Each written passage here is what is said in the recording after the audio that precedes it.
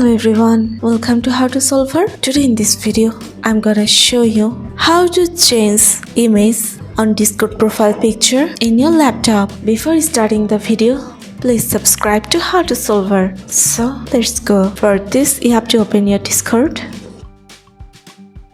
Now select your server and click here.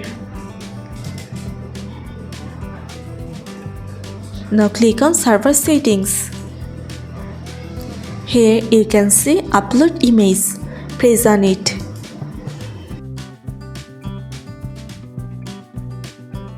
Now from here you can select your image.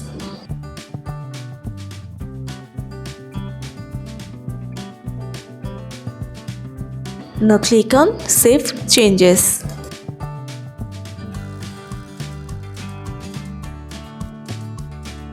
So this is how you can change image on Discord profile picture in your laptop.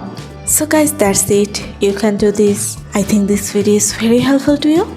If it was, then give a thumbs up and hit the subscribe button. And thanks for watching.